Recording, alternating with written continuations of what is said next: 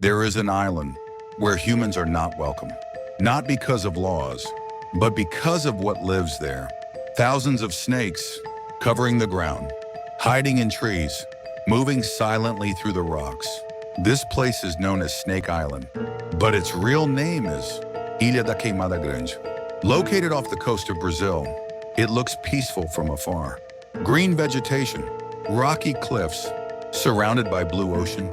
Nothing about it seems unusual until you get closer, because this island is one of the most dangerous places on Earth, not because of storms, not because of terrain, but because of life.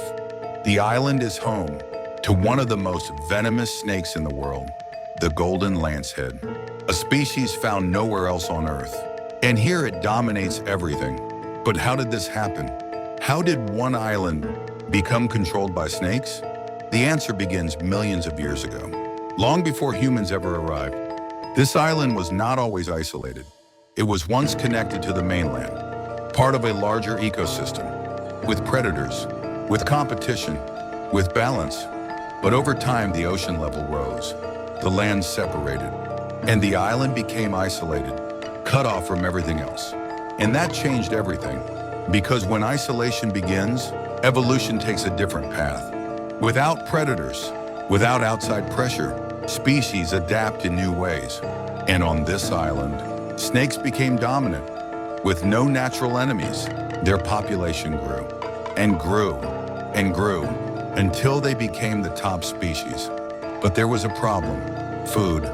Because on a small island, resources are limited. There are no large animals, no mammals to hunt, so the snakes had to adapt.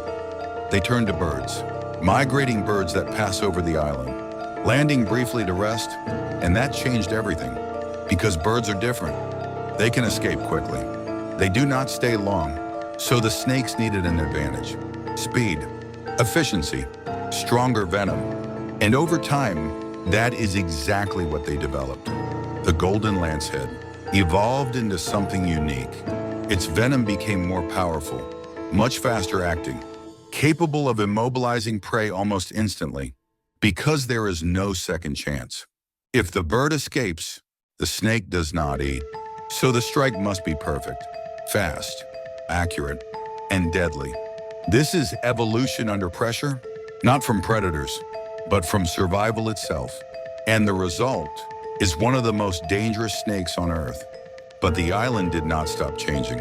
As the snakes adapted, their behavior changed too. They became more active during the day, more aggressive when hunting, more efficient in their movements. Everything about them refined for one purpose: to survive in a limited environment. But there is something even more unusual: the density of snakes. In some areas, there can be one snake for every few square meters. That means almost everywhere you step, there could be one nearby, hidden, watching, waiting. It is not just an island with snakes. It is an island where snakes dominate the ecosystem, and that makes it extremely dangerous. Because there is no safe space, no distance, no escape from the environment. And that is why human access is restricted. The Brazilian government has banned visitors, except for scientific research, and even then, a year-round show, only with strict precautions, because a single bite can be life-threatening. The venom attacks the body quickly, breaking down tissue, disrupting the blood, causing severe internal damage, and without immediate treatment, it can be fatal. This is not a place where you can take risks. But despite the danger, people are fascinated by it, because places like this are rare, an ecosystem so extreme, so unbalanced, that it feels almost unreal. A place where one species controls everything. But Snake Island is more than just danger. It is a living example of how evolution works, how isolation shapes life, how pressure creates change, and how quickly things can become extreme. Because without balance, nature does not stay stable. It shifts, adapts, and sometimes it creates something unexpected, something dangerous, something that feels completely out of place. And that is what happened here. But there is another question. What would happen if the island was not isolated? Would these snakes still exist? Would they be this dangerous? Probably not, because competition would change everything. Predators would appear, balance would return, and the system would shift again. But here, that never happened. And so the island remained the same, isolated, extreme, unforgiving. But even this system is not permanent, because changes can still happen. Climate, environment, human influence, all can affect the balance.